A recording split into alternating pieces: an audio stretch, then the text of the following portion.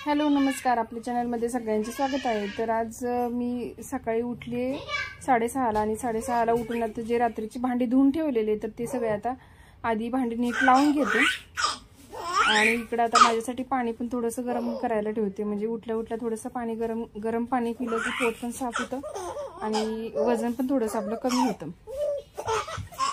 तर आता रोज उठल्यानंतर मग मी गरम पाणी पिते, कधी कधी राहून जातं तर आता गरम पाणी पिते आणि आता चपाती भाजी बनवून घेते, म्हणजे डब्याची पूर्ण तयारी होऊन जाते।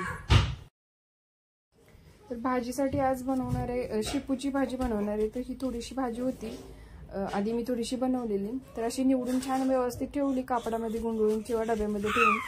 तर व्यवस्थित लगेच आपल्याला पटकन बनवताना असं म्हणजे गडबडीत कधी असले तर पटकन होऊन जाते, जास्त त्रासही होत नाही। तर भाज्या ऑलरेडी आधीच मी निवडून ठेवलेली, आता पटकन कट करून घेते आणि ज्यावेळी भाजी निवडली तर त्यावेळेस धुवून अशी पूर्ण पाणी सुकून व्यवस्थित ठेवलेली होती मी। तर आता थोडीशी भाजीला फोडणी देते, थोडीशी लसूण जिरं मोहरीची फोडणी दिली आणि थोडीशा मिरच्या टाकणार आता ह्याच्यामध्ये आणि थोडीशी मुगाची डाळ टाकणार आहे। मुगाची डाळ अशी टाकून किंवा दुसरी कोणतीही डाळ तुम्ही वापरली तरी चालेल, तर थोडीशी डाळ अशी टाकून भाजी बनवली की थोडी जास्त पण होते क्वांटिटी आणि मग टेस्ट पण छान होते आणि थोडीशी हेल्दी पण होऊन जाते, प्लस डाळ प्लस भाजी असं थोडी पौष्टिक होऊन जाते।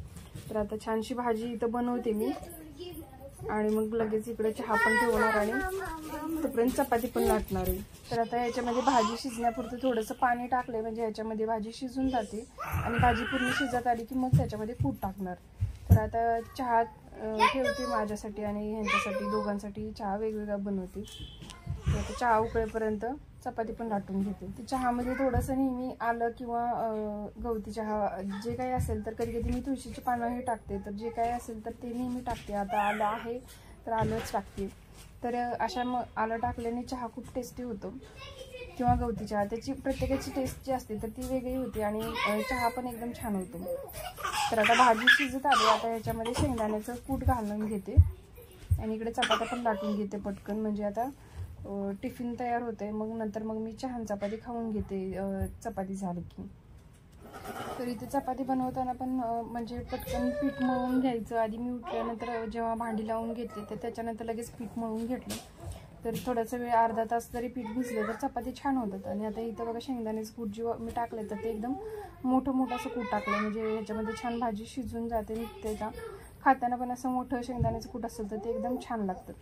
तर आता माझं चहा वगैरे घेऊन झाले, आता बाळाला इकडं गुट्टी बनवली आणि ती पण आता पाजून देते आणि लवकरच उठली परी आज। तर आता तिला गुट्टी वगैरे चारून आता ती गुट्टी म्हणजे पाजली की थोडा वेळ खेळते, मग ती झोपून जाते ती मग तिला पाळण्यात टाकून मग परत बाकीची कामं चालू करते। तर आता पाणी गरम करत ठेवलंय थोडंसं आंघोळीसाठी आणि आता क्लिनिंग चालू झाली। तर आता क्लिनिंग थोडीशी झाली तर आता फरशी पुसून घेते आणि फरशी पुसण्याच्या पाण्यामध्ये आता इथं हळद आणि मीठ टाकून ठेवलंय। सध्या गोमूत्र संपलं माझ्याकडचं, तर गोमूत्र पण नेहमी त्याच्यामध्ये ॲड करते। आज शुक्रवार आहे तर त्याच्यामध्ये गोमूत्र मीठ आणि हळद हे नेहमी टाकतेच मी।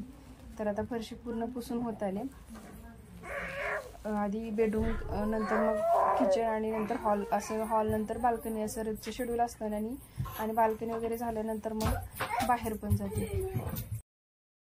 तर बाहेर शक्यतो मी व्हिडिओ बनवत नाही कधी, पण कधी वेळ भेटला तर नक्की दाखवेन। आज त्या काकूंनीच सगळं क्लीन केलेलं, त्यामुळे बाहेरची फरशी काही पुसली नाही मी।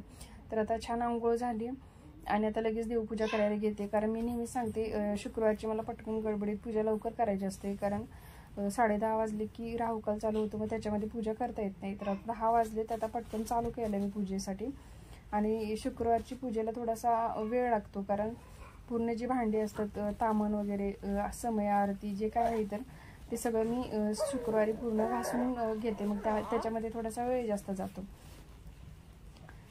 तर आता इथं सगळं कलशाचा तांब्या वगैरे सगळं जे काय आहे तर ते तांब्याची जेवढी पण आहेत पूजेसाठी लागणाऱ्या वस्तू तर त्या सगळ्या आता धुवून घेते आणि आता त्याच्यानंतर पूजा करून घेतली मी। तर आता माझी पूजा छान झाली आज आणि आज फुलं पण भेटलीत पूजेला, तर त्यामुळे छान झाली पूजा आज। तर बघा आता पूजा छान झाली आणि धूप संपलेले तर ती धूपही आणलं। आता इकडं गणपती बाप्पांचे इथंही दिवा लावून नैवेद्य ठेवलाय। आता आतमधली तर पूजा झाली, आता बाहेर उंबरठ्याची पूजा करायची। तर उंबरठ्याची पूजा करताना नेहमी आधी हळद कुंकू लावून घेते मी आणि नंतर त्याच्यानंतर हळदीचं लेपन वरती करते आणि त्याच्यानंतर दिवा कधी लावते कधी नाही, नंतर नाही तर मग अगरबत्ती अशी ओवाळून पूजा करून घेते. तर आता छान पूजा झाली बाहेरची आणि आता रांगोळी काढून घेते. रांगोळीसाठी रोज रोज डिझाईन तर सुचत नाही, मी नेहमी सांगते, मग जसं आठवल तसं मग काढून घेते पटकन. आता तेव्हा रांगोळी पटकन काढून घेतली की मग बाकीच्या कामाला सुरुवात करते. आणि आज म्हणजे पूजा होईपर्यंत ऑलमोस्ट 11 वाजत आले, तर त्यामुळे आता आज नामस्मरण वगैरे करत नाही, संध्याकाळी करेन. तर आता छान पूजा झाली बाहेरची उंबरठ्याची, आता आतमध्ये बाकीचे कामं करते. तर आता खूप कंटाळा आला आहे, तर थोडंसं आता माझ्यासाठी थोडी कॉफी बनवून घेते. आणि जी साय असते दुधावरची तर ती मी साठवून ठेवते, त्याच्यानंतर साख वगैरे बनवते, तूप पण घरीच बनवते. तर आता इथं कॉफी बनवली, थोडीशी कॉफी घेतली आणि आता त्याच्यानंतर लगेच कपडे धुवायला चालू केले. तर मध्येच जर थोडासा कंटाळा आला तर 5 मिनटं मग मी बसते म्हणजे आणि पटकन लगेच कामाला चालू करते. कारण मग जर आधीमध्ये बसलं तर मग कामं पण आपली राहून जातात आणि कंटाळा येतो. मग त्यामुळं आपलाच मूड ऑफ असेल तर मग कामही होत नाही. त्यामुळे स्वतःला नेहमी फ्रेश ठेवायचा ट्राय करायचा. आता थोडीशी कॉफी घेतल्यानंतर मलाही फ्रेश वाटतं. मग तुम्हाला ज्या गोष्टीने फ्रेश वाटेल तर ते 5 मिनटं काम करून नंतर बाकीचं काम कंटिन्यू करायचं. तर आता पूर्ण दळण संपलं आहे, तर आता ज्वारी इकडं मी निवडून घेते. आणि ज्वारीचं माझ्याकडं म्हणजे वेट म्हणजे मापटं वगैरे नाही आहे माप कशाचं. तर आता यावेळी मी ट्राय करते की माप पूर्ण बसायचं, एक पातेलं घेऊन त्याचे मोजून अंदाजानुसार मी बघते, मग हे जाऊन वेट करेन म्हणजे मला समजेल ते किती होते अंदाजे. तर ह्याच्यामध्ये ज्वारीमध्ये थोडीशी मी तांदूळ मिक्स करते आणि तांदूळ मिक्स केल्यानंतर थोड्याशा भाकरी पण अशा व्हाईट व्हाईट येतात आणि ते जास्त पण म्हणजे असं टेस्टी पण लागतं. तर आता इकडे दळण मळून झालं. दळण बनवायला थोडासा जास्त उशीर नाही लागला, पण तांदळामध्ये थोडीशी घाण होती म्हणजे खडे वगैरे होते, तर त्यामुळे तांदळाला थोडासा वेळ लागला. तर ह्याच्यामध्ये पूर्ण अर्धा तास गेला नाही म्हटलं तरी. आणि ज्वारी घरूनच आणलेली आहे, आईनं दिलेली, तर त्यामुळं घरी म्हणजे साफ करूनच दिलेली, त्याच्यामध्ये जास्त काही नव्हतं, पण तरीही निवडून घेतली पूर्ण सगळी. तर त्याच्यानंतर मग तर हे जे मी 2 दिवस झाले पूर्वी रोपं लावलेली, म्हणजे ह्याच्यामध्ये थोडीशी मी वेल पण लावलेत आणि कारल्याच्या बिया वगैरे पण टाकल्यात. हे भोपळ्याच्या वगैरे बिया आल्यात. तर बघा लगेच तिसऱ्या दिवशी एवढ्या मोठ्या बिया झाल्या ह्या. तर आता कपडे जे आधीचे होते रात्रीचे धुतलेले, तर ते सगळे आधी कपडे काढून ठेवते आणि मग त्याच्यानंतर कपडे सुकायला टाकते. तर कपडे खूप सारे होते, तर त्यामुळं कपडेच काढायला 5-10 मिनटं गेली आणि ते आतमध्ये ठेवले नेऊन. आणि मग त्याच्यानंतर हे जे बाकीचे कपडे होते तर ते घालून घेते सगळे. तर कपडे धुण्यापेक्षा जास्त कपडे सुकत टाकताना आणि घालतानाच वेळ लागतो, कारण धुताना जास्त खराब नसते झालेले तर पटकन होऊन जातात कपडे धुवून. आणि आता सगळे कपडे सुकायला टाकते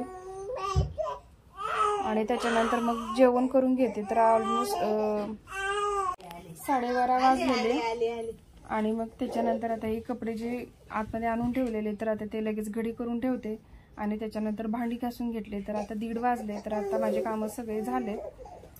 आणि आजच्या ब्लॉगमध्ये एवढंच. जर तुम्हाला आवडलं असेल तर नक्की लाईक करा आणि व्हिडिओ शेअर. तर आता भांडी पण धुवून झालेत माझे सगळे आणि दिवसभर चालूच राहतं हे पसारा वगैरे. तर व्हिडिओ आवडला तर नक्की लाईक करा.